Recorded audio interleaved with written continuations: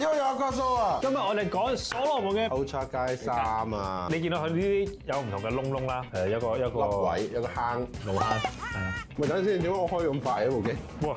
你開9.9喎，6分 pair 嚟㗎咯，差唔多。我好耐冇跑過6分起，咁啊，就試下啦。咦！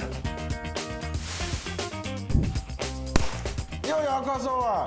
今日我哋講所羅門嘅山鞋啊，呢對咩嚟㗎 Ultra 街啊， ？Ultra 街衫啊！好似2年前嗰呢個個。係第二代，呢個第三代。咁呢個但係第進化咗三代咧就進化咗好多。個樣啦，我覺得呢隻色咧，再加埋佢而家最新嘅鞋底咧，粒粒突突咧，好似好多波點咁。我諗起買嚟我隻蘑菇啊，即係擺喺頭上邊嗰個蘑菇。你要頂佢喎。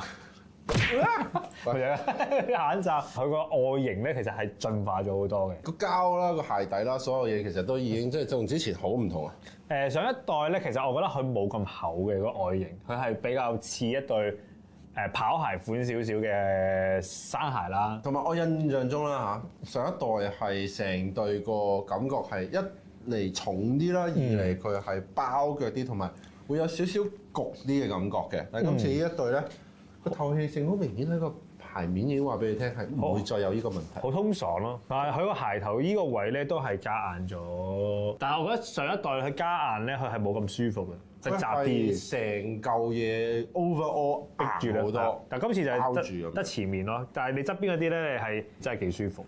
係我錯覺定點咧？我覺得好似鎖記近排啲鞋咧，個鞋頭係相對嚟講闊咗好多。我着落係舒服咗好多嘅，好老實嘅真係。同以前着鎖記啲鞋啦，係偏窄嘅，估就可能打亞洲市場，所以做翻闊少少啦。喂，你專業啲好冇啊？你估唔得㗎喎。啊！我點知佢嗰個戰略性策略啫？哦，你打俾佢問下。喂，物料上面咧，有冇啲話同上一代唔同咧？最唔同嘅應該係個鞋面嗰個頭其實咗2層 layer 咧，佢上一代係大窿啲嘅，我冇大窿同埋幾層咯。係啦，但係今次佢係冇咁明顯嘅，我唔知因為我隻色嘅問題咯。佢薄好多。係啦，同埋薄好多。喺側邊呢度摸落去你就知㗎啦，薄好多嘅成件事。咁所以呢對鞋嗰個物料佢會相對嚟講有啲似我哋早排講嗰對 Genesis 咁樣咧，鞋面嗰個包住貼住嗰個感覺會強好多咯。但係我覺得呢對係 protect 為主嘅。哦，係啊，點解咧？咁你要講翻個三角形啊。因為個三角形後邊啊。今次個三角形同上一次我哋講嘅時候個三角形唔同咗位喎。係啊，今次擺喺後面咧，咁佢就會令到對鞋嘅 protect 嘅 function 係勁啲嘅。即係只要將個三角形擺咗喺後邊，佢個 protection 就會好啲啦。等我試下將佢擺喺前面先。好啊。其實佢今次呢個新嘅鞋底咧，都好唔一樣嘅。咁佢有個學名叫做 Relief Sphere。咁呢個 Sphere 係咩意思咧 Britney Spears 唔係 Britney Spears 啊 ，Oops I Did It Again 咩大佬？即係佢係講緊話，每一個凹位其實佢都會幫你做緩衝。你見到佢呢啲有唔同嘅窿窿啦，凹咗唔係窿嚟嘅。一個凹位，有個坑，路坑，係啊。凹咗。我覺得係因為俾你去做轉換唔同嘅路段嘅時間，佢可以嘅緩衝或者適應嘅能力啦。即係其實佢呢個設計都幾特別，都幾嶄新嘅。其實未見過一對跑鞋個鞋底會突然之間有少少凹凸啦。通常都係一塊蘋果或者佢哋有啲唔同嘅鞋紋去做一個緩衝啊，或者一啲摩擦嘅行為噶嘛。但係呢個就係有唔同嘅力量分佈，感覺上係會有。其實呢個做工都幾難。點解咧？咁你咁凹凸，哪怕我用黐個字啊，即係你黐個鞋底上去啦，你會好容易個 QC 啲位會爆開啊，或者係可能會考慮到個耐磨性啊、襟用性嗰個問題噶嘛。鎖記呢對鞋咧，佢標榜住其實佢嘅襟用性啦、耐磨性啦、耐磨性好好啦之外咧，其實佢亦都有一個非常之好嘅一個緩衝嘅系統。所以其實佢係一個非常之 protective 嘅山鞋嚟㗎呢對。以往鎖記嘅鞋都係偏薄啦，係冇話咁厚㗎。今次佢個厚度感覺上係厚過之前好多，就咁我眼觀落去嘅喎。鎖記近排出嘅鞋都越嚟越似跑步鞋，其實嗱呢對咧又係官方宣稱咧。佢哋係用咗9年磨一劍嘅，即係過往嘅一啲數據啦，然之後就將嗰啲數據，然之後衍生出嚟就變成有而家呢一個設計出嚟。但係撳落去個鞋底係幾腍。而家啲鎖記同以前啲鎖記真係爭好遠。因為以前啲鎖記相對嚟講會硬少少噶嘛。係啦，同埋今次佢個鞋釘位啦，係比上一代多咗0.5 cm。係啊，即係講 cm 添。cm 就應該咁長啊嘛，高踭鞋咁樣，長咗個釘。係咪又會好啲咧？除咗咧，應該係令到你更加容易去找實一啲唔係好平坦嘅路段啦，一啲沙石路啦，同埋耐磨性佢都會增加咗啦。咁但係呢個 heel drop 係幾多6mm 啦， 6mm 啊。其實都唔係算好多。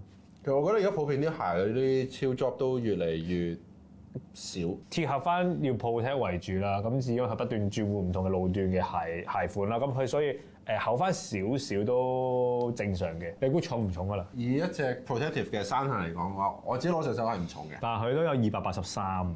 唔覺咯，如果你問我，但係同埋真心嗰句283以鎖記嘅標準嚟講係輕嘅，因為過往鎖記即係最出名嗰啲啦。而家潮流鞋嗰款啦，係啦，佢嗰啲起碼都閒閒地都過300㗎嘛。咁所以而家呢對係低過300嘅 performance 鞋啦。我自己嘅角度係抵嘅。點解會有咁多咧？因為佢俾大部分嘅膠都喺晒個鞋底度，即係個重量個集中位。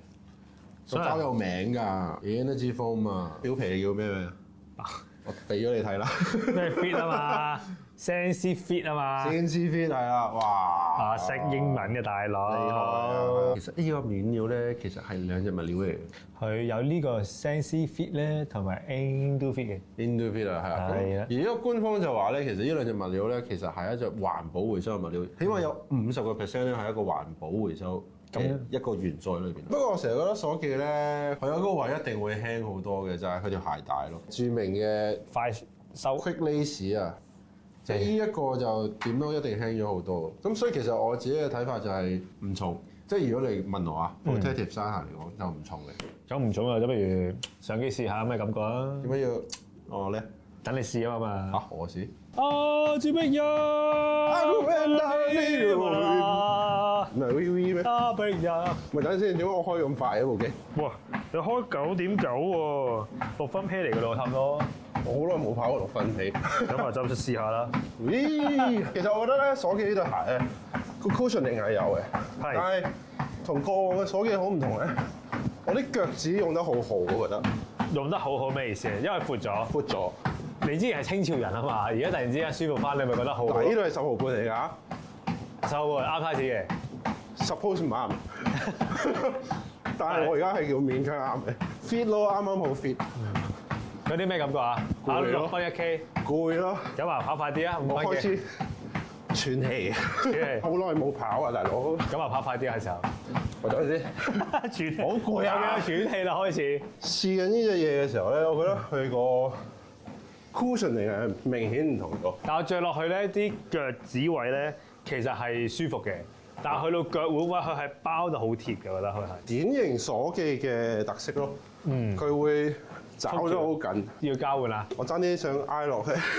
你落時啦，好冇？乖！而家我行路啦，咁你平時喺學行咧，每一步都有少少中間淋一淋嘅感覺嘅喎。係啊，所以我咪話頭先講嗰樣嘢，個 cushioning 同過往真係好唔一樣。係啊，但係每一下踩落去嗰個感覺咧，佢又唔似以前啲鎖記嗰啲頂住嗰種感覺咯。硬啲噶嘛，即係硬食噶嘛，佢係啊係啊，而家就又有種緩衝咯。你覺得呢對鞋個定位啊，其實係俾啲咩人嘅？中游水平嘅運動員啦，中游水平，中游水平啦，即係又要一下跑下少少，又行下少少，又跑下少少，又行下少少咯。即係我咁咯。你係咪游嗰隻游啊？我因為唞緊咯。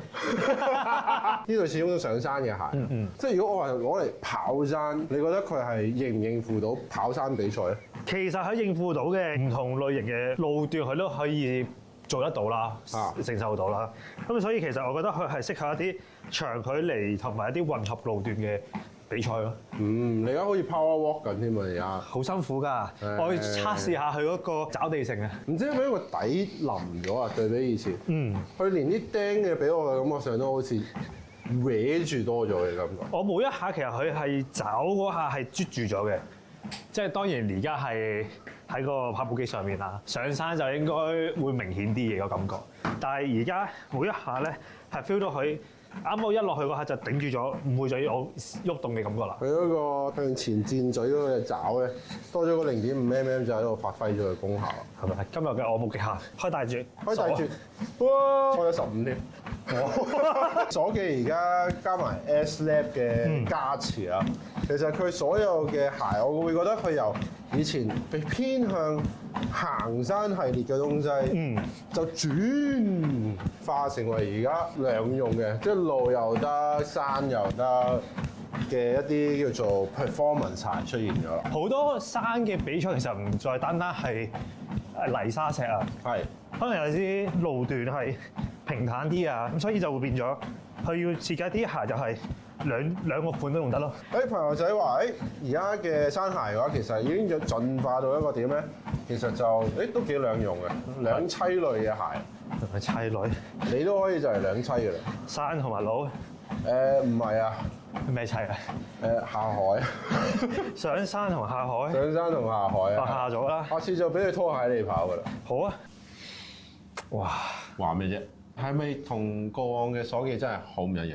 想知啊？自己試下啦。自己試下。咁去邊度試下？你可以去啟德有間專門店嘅。係啊，咁而家鎖記有自己嘅專門店啦，咁亦都可以買到呢對鞋啦。咁但係又問一個問題就係話，呢對鞋幾錢咧1258啊！咁零丁嘅，零丁給我。總之過咗1200蚊啦嚇，咁覺得會唔會話貴定平咧？其實我覺得鎖記嚟講，千頭其實都係好平。 5、6年前或者甚至乎10年前，其實所以啲鞋都差唔多係個 range，但係佢其實俾咗好多新嘅科技嚟。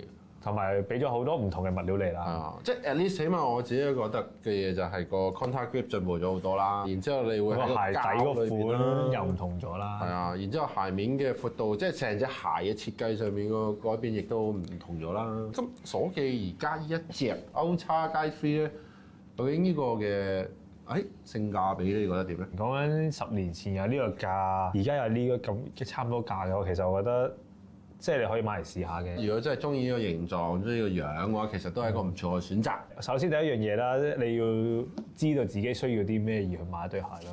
係啊，呢對鞋始終都係混合路段嘅嘢啦。咁香港係咪真係咁多？哦，你講緊呢樣嘢，以為你好似幫人招親。嗱，如果你真係想需要一段真摯嘅愛情，你要先考慮下自己。你呢排去咗相睇唔係我見對鞋咁紅咁，我咪擺下紅人咯。紅人係邊個紅啊？你係灰紅個紅啊？你應該係灰紅個紅。哇！其實余顯華係一個跑路嘅人嚟㗎。係啊，所以大家如果想睇多啲跑鞋嘅話，記得留言。山鞋嘅話都可以留言嘅都可以留言嘅。我會盡力揾翻啲山界嘅朋友幫手啊！大家想睇邊個嘉賓，你會留言後有邀請到佢翻嚟咧？都好喎，我覺得呢件事啊。咁所以如果大家真係有興趣想見到有呢個嘉賓，然之後見到有啲自己中意嘅鞋，咁可以點做啊？積極咁留言啦！好啦，咁我哋咧有啲咩咧？我哋下次再講啦。拜。